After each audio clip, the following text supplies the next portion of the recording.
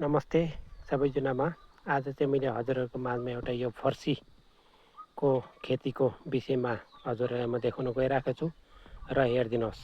अब तपाईँहरू चाहिँ के कसो गर्नुहुन्छ थाङ्ग्रो हाल्दाखेरि फर्सीलाई चाहिँ, र हामीहरूको चाहिँ खास गरेर गाउँघरमा चाहिँ अब हेरिदिनुहोस् है। यहाँनिर यो जुन दुईवटा बाँस ठडियाएर नि यहाँनिर जुन यसरी बनाइराखेको छ नि बाँसले, हेरिदिनुहोस् है। यहाँनिर अब दुईवटा बाँस ठडियाएर माथि यसो एउटा बाँस लगाइदिइराखेको छ होइन, र तल चाहिँ फर्सीको जुन अब यहाँनिर फर्सीको यहाँ झ्याङ अहिले यहाँनिर ठुलो भइरहेको छ। र यहाँनिर चाहिँ खास गरेर यो जुन दुईवटा बाँस राखेको चाहिँ कारण के हो भन्दाखेरि यहाँनिर जुन यो फर्सीको बेला जान्छ नि, यो बेला जाँदाखेरि माथि चढोस् भनेर यसरी गाउँघरमा चाहिँ अब एउटा जुगाड गरेको हुन्छ कि।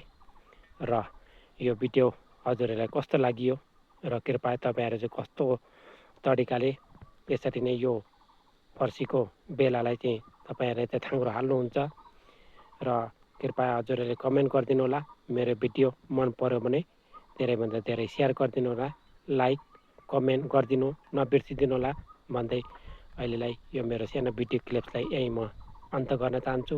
धन्यवाद। Thank you for watching my video.